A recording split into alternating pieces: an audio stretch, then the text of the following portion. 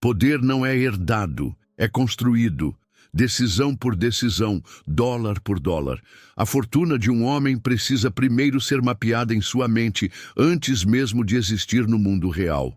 Esta é a história de um homem que construiu não apenas um império, mas uma nova forma de pensar sobre dinheiro, poder e controle. Seu nome era John D. Rockefeller. E antes de se tornar o homem mais rico da história, antes de controlar 90% da indústria do petróleo, antes de esmagar concorrentes com precisão cirúrgica, ele era apenas um garoto moldado por duas forças opostas, a religiosidade de sua mãe e a astúcia de seu pai. John D. Rockefeller foi forjado em um homem que redefiniria para sempre os conceitos de riqueza, indústria e poder. John Davidson Rockefeller nasceu em 1839, na pequena cidade rural de Richford, no estado de Nova York. Ele era o segundo de 6 filhos, em uma casa onde duas forças opostas viviam em constante atrito: sua mãe Eliza e seu pai, William Avery Rockefeller, um homem que usava muitos nomes, mas era mais conhecido como Big Bill. Eliza era uma mulher profundamente religiosa, uma batista rígida e cheia de princípios. Ela acreditava na economia, na disciplina e na fé. Ensinava aos filhos que a vida deveria ser vivida com propósito e responsabilidade, e que cada centavo contava. Não havia espaço para desperdício no lar dos Rockefeller. Ela administrava a casa com precisão e fazia questão de que seus filhos entendessem a importância do dever, do trabalho árduo e da obediência a Deus. Mas Big Bill era o oposto. Um homem maior que a vida, cujas palavras podiam encantar até os pássaros das árvores e cujas ações podiam arruinar vidas com a mesma facilidade. Ele era um vendedor ambulante, um charlatão, um mestre da manipulação. Ganhava a vida enganando pessoas, vendendo falsas curas para doenças, convencendo os doentes e desesperados de que seus remédios eram milagrosos. E não eram só estranhos que ele enganava. Big Bill tinha uma filosofia baseada na trapaça e testava essa filosofia dentro de casa. Engano meus filhos sempre que posso. Quero torná-los espertos. Enquanto a maioria dos pais ensina integridade e honestidade aos filhos, Big Bill ensinava o valor da manipulação, da esperteza e da crueldade. Desde cedo, John D. Rockefeller aprendeu 2 lições poderosas. Com sua mãe, aprendeu a virtude da disciplina. Com seu pai, o poder da trapaça. E ele levaria essas 2 lições para o coração de seu futuro império. Diferente das outras crianças de sua idade, John era obcecado por dinheiro. Enquanto os garotos brincavam do lado de fora, ele rastreava cada centavo que ganhava. Estabelecia metas, anotava tudo com meticulosidade e desde pequeno parecia compreender o poder do crescimento composto. Aos 7 anos, abriu seu primeiro negócio, criava perus e os vendia aos vizinhos. Mas ele não se contentava com um pequeno lucro. Ele analisava qual ração fazia os perus crescerem mais rápido, negociava melhores preços, registrava cada transação em um caderninho. Aos 10 anos, já emprestava dinheiro a vizinhos com juros. Para a maioria das pessoas, emprestar dinheiro é algo que se faz na vida adulta. Para Rockefeller, era instintivo.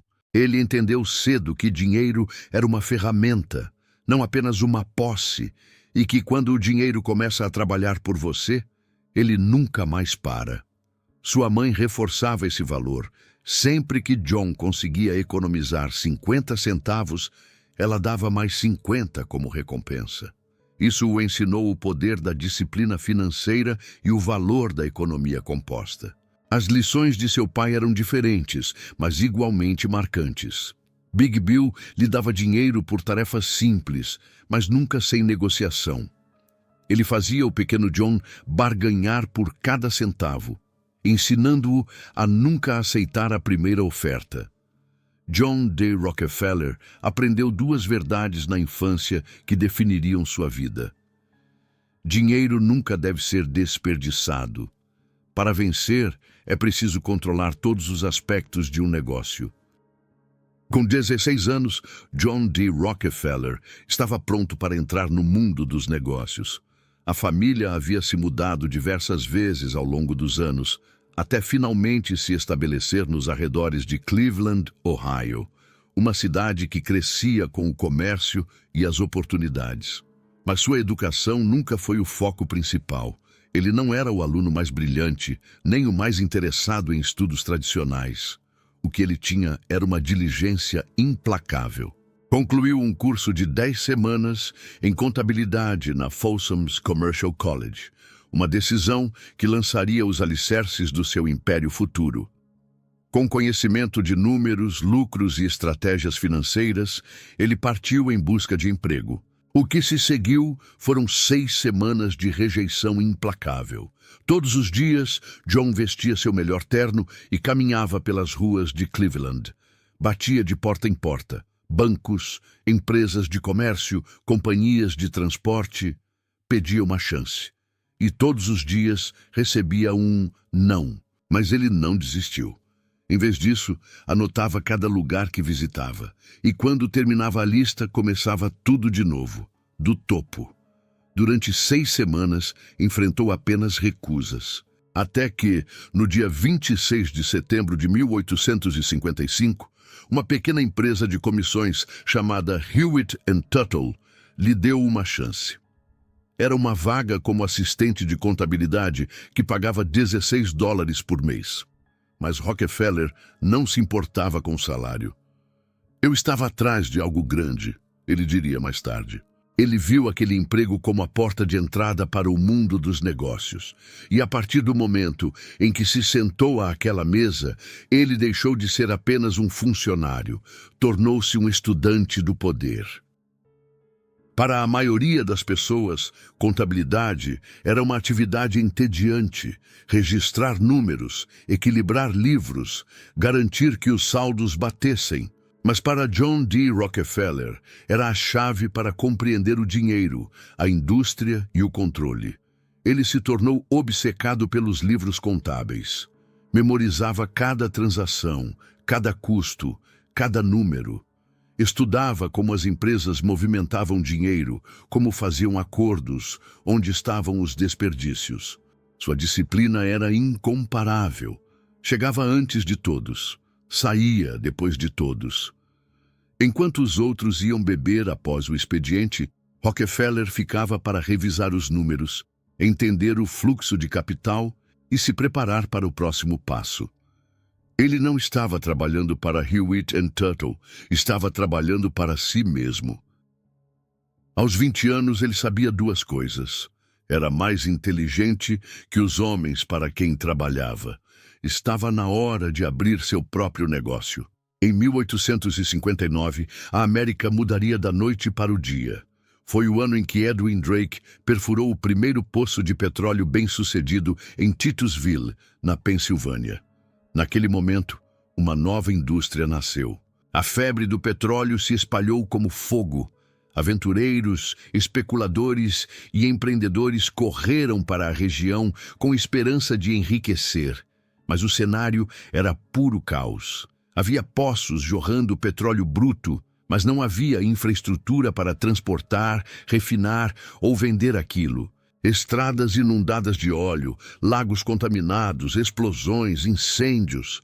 Enquanto todos viam desordem, Rockefeller viu oportunidade. Ele não queria lucrar perfurando petróleo. Ele queria lucrar controlando o petróleo. Com um empréstimo de $4.000 de seu pai, Rockefeller fez seu primeiro grande movimento. Se associou a Maurice Clark, um comerciante experiente. Juntos, fundaram a empresa Rockefeller & Clark. Mas diferente do caos dos campos petrolíferos da Pensilvânia, a operação de Rockefeller era precisa, calculada, meticulosamente controlada. Eles não apostavam em poços selvagens. Eles abasteciam os homens que apostavam. Compravam barris, cordas, produtos químicos e materiais de transporte em grandes quantidades e revendiam com lucro. Mais importante ainda, começaram a refinar o petróleo bruto em querosene, um produto muito mais valioso. Aos 20 anos, John D. Rockefeller já era um dos empresários mais disciplinados de Cleveland. Desde o início, ele tinha uma obsessão por eficiência. Enquanto a maioria dos empresários operava no improviso, Rockefeller era metódico. Odiava desperdício de tempo, de mão de obra, de recursos, de dinheiro. Cada transação, cada centavo, cada negociação tinha que ser calculada. Exigia explicações para todo gasto. Se um fornecedor cobrava alguns centavos a mais, ele mesmo investigava. Seus funcionários temiam seu olhar analítico, mas aqueles que prosperavam sob pressão eram recompensados. Rockefeller valorizava os que tocavam o negócio como uma máquina.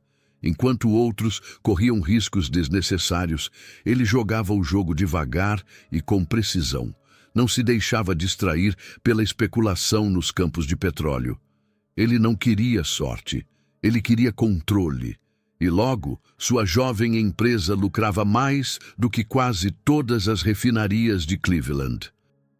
Em 1863, aos 24 anos, Rockefeller já era uma estrela em ascensão no mundo dos negócios de Cleveland. Mas ele tinha uma arma secreta, sua capacidade de pegar dinheiro emprestado. Ele compreendia o que muitos empresários não entendiam. Dinheiro não era apenas algo que se ganha e se economiza. Dinheiro era algo que se controla. E ele não tinha medo de pedir empréstimos. Fazia isso de forma agressiva, sempre que enxergava uma oportunidade. Mas, diferente de apostadores imprudentes, Rockefeller não arriscava com esses empréstimos. Ele os investia com precisão cirúrgica. Devemos pegar emprestado sempre que pudermos expandir com segurança. Era sua filosofia. E ela funcionava. Com dinheiro emprestado, ele aumentava sua capacidade de refino, expandia as operações e controlava cada vez mais a cadeia de suprimentos do petróleo. Enquanto os concorrentes hesitavam, ele avançava. Enquanto outros jogavam seguro, ele calculava o risco. Aos 25 anos, Rockefeller já era o maior refinador de Cleveland. Mas Rockefeller não estava construindo apenas uma empresa.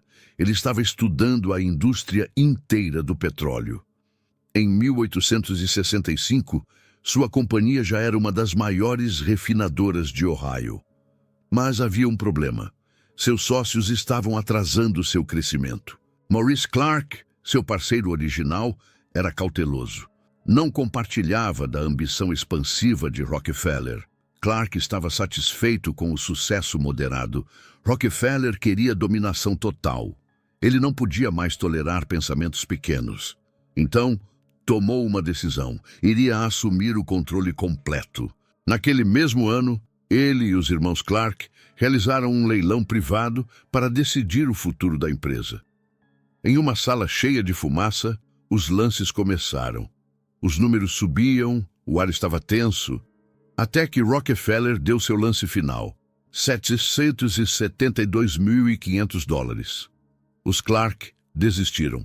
Aos 26 anos, John D. Rockefeller assumia controle total de uma das refinarias mais poderosas dos Estados Unidos. E daquele dia em diante, a empresa nunca mais seria chamada de Rockefeller & Clark. Agora, teria apenas um nome, Rockefeller & Co. Mas isso era apenas o começo. Rockefeller já não era apenas um empresário. Ele era um estrategista, um homem jogando xadrez, enquanto os outros ainda estavam no jogo de damas. Seu próximo passo? Transformar sua empresa na força mais poderosa da indústria do petróleo. Até 1865, ele já havia provado ser um dos homens de negócios mais disciplinados, eficientes e impiedosos da América. Mas ele ainda não controlava a indústria.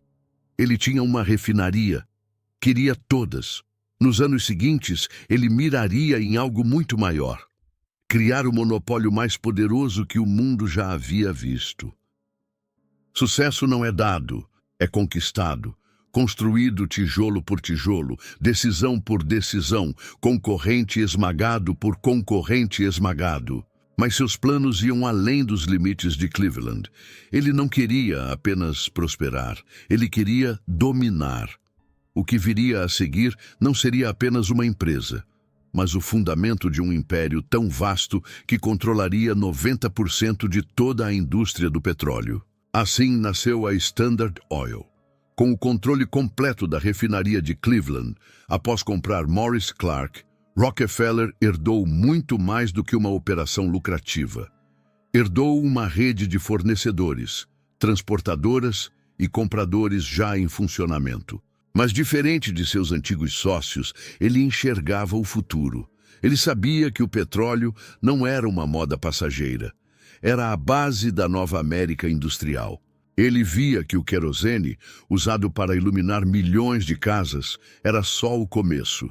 E mais importante, via que a indústria estava em caos. Especuladores irresponsáveis, superprodução, empresários desperdiçando fortunas. Então tomou uma decisão. Ele não iria apenas administrar uma refinaria. Ele iria controlar toda a indústria. Seu primeiro movimento após assumir controle total foi simples: eliminar os concorrentes de Cleveland. Na época, havia 26 refinarias na cidade, todas competindo entre si, derrubando preços, desperdiçando recursos. Para Rockefeller, isso era insanidade. Ele começou sua campanha, mas ao invés de atacar seus concorrentes de frente, ofereceu uma saída: vender a refinaria para ele ou ser esmagado. Para tornar a proposta mais atraente, fazia uma promessa simples: você pode vender sua empresa à Standard Oil e sair rico, ou eu irei competir com você de forma tão implacável que estará falido em menos de um ano. Muitos aceitaram o acordo. Os que resistiram se arrependeram. Em 1868, apenas 3 anos depois de assumir a refinaria, Rockefeller já controlava a maioria da capacidade de refino de Cleveland. Mas ele ainda não tinha terminado. Com o domínio sobre as refinarias de Cleveland, Rockefeller voltou seus olhos para o próximo elo da cadeia, o transporte. Refinar petróleo não era apenas processar o óleo bruto, era transportá-lo com eficiência. O maior custo para qualquer refinador não era mão de obra ou equipamentos, era o frete. E em 1869 havia apenas 2 formas principais de transportar petróleo nos Guianura: ferrovia, rápida, mas cara, controlada por barões poderosos; rios e canais, mais baratos, mais lentos e dependentes do clima. A maioria dos refinadores não tinha controle sobre isso. Pagavam o que os donos das ferrovias exigiam, mas Rockefeller não era como os outros. Em vez de aceitar os custos altos do transporte ferroviário, Rockefeller foi diretamente aos donos das ferrovias: Cornelius Vanderbilt, Jay Gould, Tom Scott, os titãs do setor, e fez uma oferta irrecusável. Ele não pediu simplesmente um desconto, ele exigiu um tratamento especial. Dê à Standard Oil um desconto secreto, uma taxa reduzida que nenhuma outra refinaria terá. E, em troca, eu garanto um volume constante e gigantesco de transporte.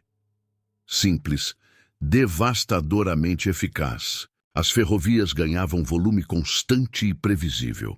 A Standard Oil ganhava custos de transporte inferiores a todos os concorrentes. O detalhe: os concorrentes nem sabiam que esse acordo existia. Com isso, Rockefeller podia vender o querosene mais barato que qualquer outro e ainda lucrar. A concorrência não tinha a menor chance. Com o controle sobre as refinarias de Cleveland e as principais rotas de transporte, Rockefeller deu seu maior passo. Em 1870, aos 31 anos, fundou oficialmente a Standard Oil Company, a empresa que se tornaria a corporação mais poderosa do planeta. Mas sua estratégia não era apenas criar um grande negócio, era criar um monopólio. A Standard Oil não era apenas uma refinaria, era um império que consumia tudo: Poços, barris, trens, armazéns, vendas, tudo sob um único nome. E Rockefeller tinha acabado de começar. Em 1871, Rockefeller já era o refinador de petróleo mais poderoso dos Estados Unidos. Mas ele queria mais. Queria controle total da indústria. Naquele ano, ele arquitetou uma das estratégias mais infames da história dos negócios. Um plano tão impiedoso que quase destruiu sua reputação para sempre. O nome? Southern Improvement Company. Rockefeller se aliou às maiores companhias ferroviárias da América. Juntos, criaram um acordo secreto que daria à Standard Oil enormes descontos nos fretes. Enquanto aumentavam as tarifas para todos os seus concorrentes, era uma tática predatória devastadora. Toda e qualquer refinaria que não fosse parte da Standard Oil seria lentamente sangrada até a falência. Era uma jogada cruel, projetada para forçar cada empresa de petróleo a vender ou morrer. E por um breve momento, o plano funcionou. Em 1872, Rockefeller praticamente tinha o jogo vencido. A indústria estava manipulada a seu favor. Mas então a verdade veio à tona. Quando o acordo da Southern Improvement vazou para a imprensa, a nação explodiu em fúria. Refinadores independentes e pequenos produtores se uniram para combater Rockefeller. Boicotes, processos, protestos públicos. A pressão foi tão intensa que o governo interveio. Meses depois, a Southern Improvement Company foi desfeita. Mas o dano já estava feito, e não para Rockefeller, para os seus concorrentes. Mesmo com o fracasso do plano, o caos que ele causou enfraqueceu os rivais. A posição da Standard Oil saiu ainda mais forte. Em 1872, Rockefeller já havia conquistado Cleveland, dominava o transporte e abalou toda a indústria do petróleo nos Sioux. Mas ele ainda não estava satisfeito. Ele não queria apenas ser a maior empresa de petróleo do país. Ele queria que cada gota de petróleo fluísse através da Standard Oil.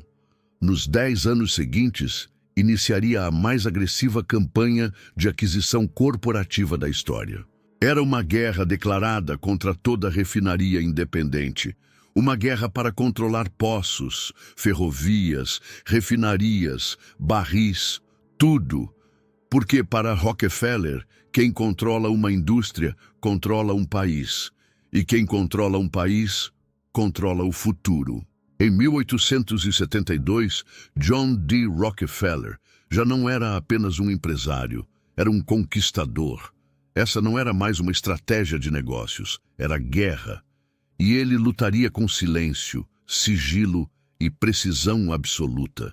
E no fim, ele venceria. Após esmagar a concorrência em Cleveland e dominar os custos de transporte, Rockefeller voltou-se contra as refinarias independentes do resto do país. Mas, diferente de seus adversários, ele não crescia de forma impetuosa. Enquanto os outros apostavam em novos poços, especulavam em territórios ou investiam em riscos duvidosos, Rockefeller seguia um plano frio, calculado e impiedoso. Regra número 1. Sem desperdício, sem ineficiência, sem erros. Estudava tudo sobre seus concorrentes.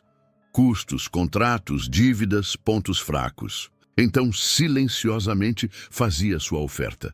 Venda a Standard Oil por um preço justo e saia rico. Se recusar, será aniquilado. E caso recusassem, acontecia o seguinte: seus custos de transporte subiam misteriosamente. Seus fornecedores cortavam relações. Seus clientes desapareciam, atraídos por preços impossíveis de competir. Rockefeller não estava competindo. Ele estava apagando rivais do mapa, um por um. Um dos maiores trunfos de Rockefeller era o sigilo. Enquanto seus concorrentes ostentavam lucros ou batiam boca em público, ele agia nas sombras. Nunca revelava estratégias. Nunca fazia declarações públicas desnecessárias. Nunca deixava ninguém perceber o real tamanho de seu poder.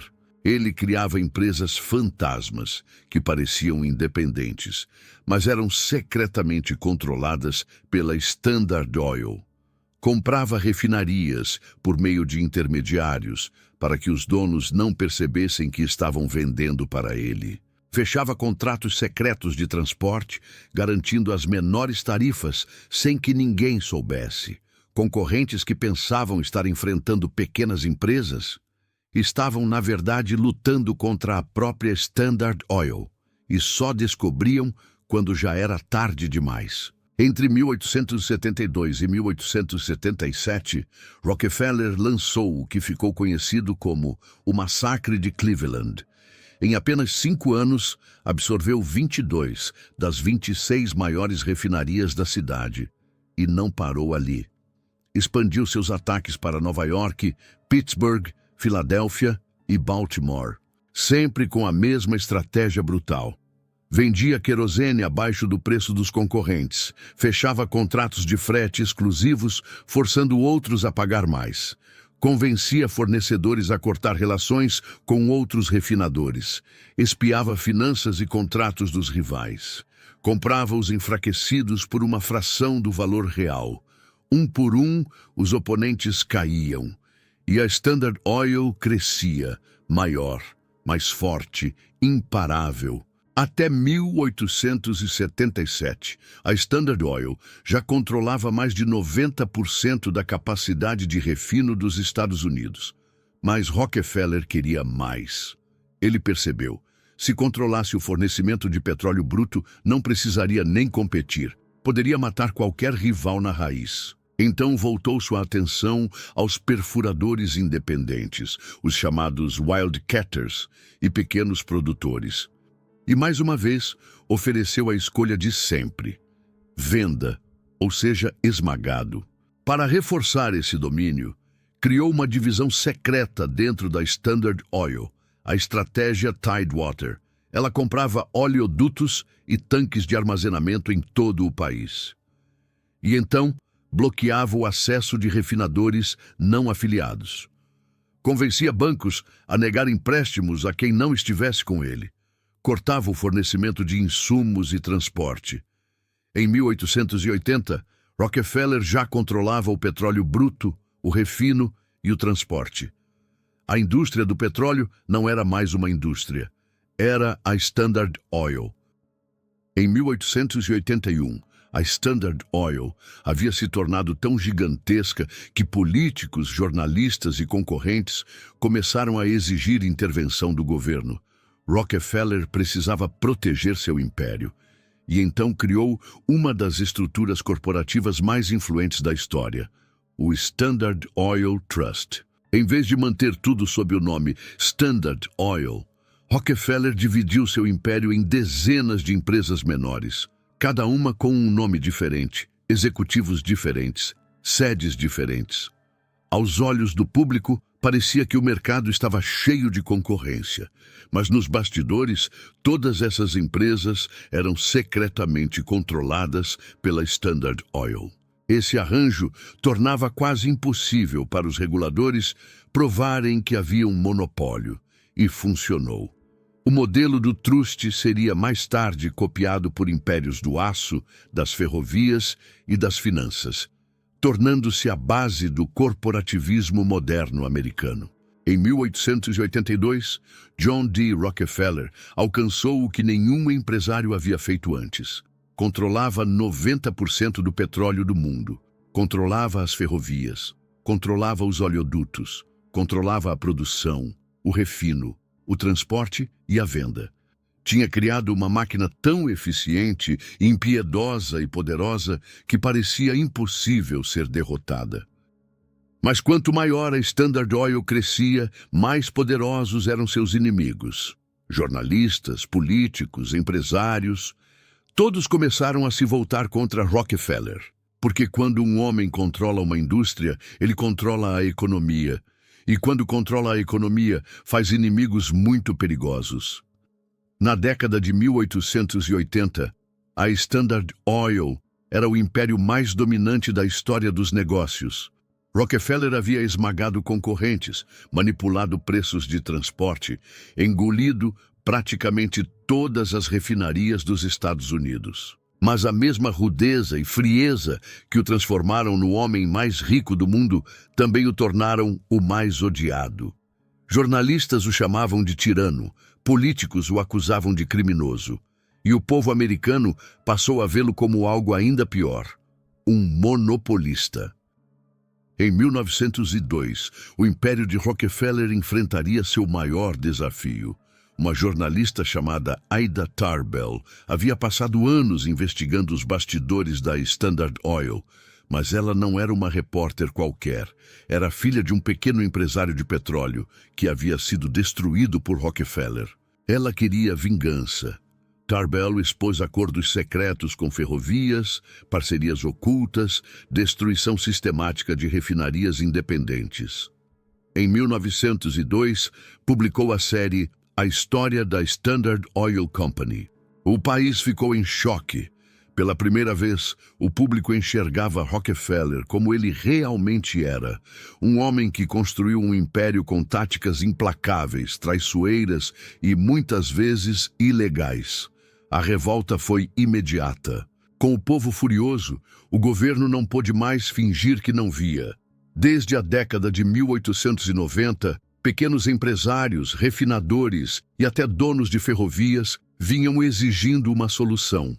Em 1890, o Congresso aprovou o Sherman Antitrust Act, a primeira grande lei antimonopólio dos Estados Unidos. Mas por anos, ela foi fraca e pouco aplicada. Após o impacto da denúncia de Tarbell, tudo mudou. Em 1906, o presidente Theodore Roosevelt, conhecido por combater monopólios, iniciou uma campanha aberta para destruir a Standard Oil. E naquele mesmo ano, o governo entrou com um processo formal contra John D. Rockefeller. Seria o processo empresarial mais famoso da história americana. Durante 5 anos, Rockefeller e seu exército de advogados travaram uma batalha nos tribunais. O governo afirmava que a Standard Oil era um monopólio ilegal, que eliminava a concorrência de forma desleal. Os advogados de Rockefeller argumentavam que a empresa apenas havia vencido com eficiência, oferecendo melhores preços e melhores serviços. Mas os fatos eram inegáveis. A Standard Oil controlava 90% da indústria, manipulava o transporte, forçava concorrentes à falência, influenciava bancos e até políticos. No dia 15 de maio de 1911, a Suprema Corte dos Estados Unidos tomou sua decisão. A Standard Oil seria oficialmente dissolvida. Deveria ser dividida em 34 empresas independentes. Pela primeira vez, Rockefeller havia perdido. Ou será que não? O povo comemorou, políticos celebraram, jornais estamparam a queda do império. Parecia que o reinado de Rockefeller havia terminado. Mas, na verdade, ele havia acabado de realizar a maior jogada financeira de sua vida. Mesmo com a Standard Oil dividida em 34 empresas diferentes, Rockefeller ainda possuía ações em todas elas. E agora, essas empresas independentes começavam a se valorizar muito. Nos 2 anos seguintes, o valor das participações de Rockefeller mais que dobrou. O homem que o governo tentou enfraquecer se tornava ali o primeiro bilionário do mundo. Depois de décadas controlando a indústria do petróleo, Rockefeller se retirou do mundo dos negócios. Passou os últimos 20 anos de vida doando mais de 500 milhões de dólares, o equivalente a bilhões hoje. Fundou a Universidade de Chicago, que se tornaria uma das melhores do mundo. Criou a Fundação Rockefeller, que revolucionaria a pesquisa médica. Apoiou a criação de escolas, igrejas, hospitais e instituições públicas. Para um homem que já fora chamado de monopolista impiedoso, seus anos finais foram marcados por filantropia como nunca se viu na história. John D. Rockefeller morreu em 23 de maio de 1937, aos 97 anos. Viveu mais do que todos os seus rivais. Construiu, e perdeu o monopólio mais poderoso da história e reescreveu as regras do capitalismo, do governo e dos negócios para sempre. Até hoje, ele permanece como uma das figuras mais debatidas da história. Alguns o chamam de gênio visionário, que construiu a economia moderna. Outros o veem como um tirano cruel, que esmagou adversários e manipulou o sistema. Mas uma coisa é certa: ninguém antes e ninguém depois controlou uma indústria como ele. Rockefeller não construiu apenas um império do petróleo. Ele construiu o modelo de dominação corporativa que definiria o mundo dos negócios por mais de um século. A história de John D. Rockefeller não é apenas história, é um aviso, uma lição, um manual de poder. Se você gosta de vídeos como este, te convido a se inscrever no canal. Toda sugestão e feedback são bem-vindos. Se chegou até o final, comente petróleo. Vou deixar um like em cada comentário.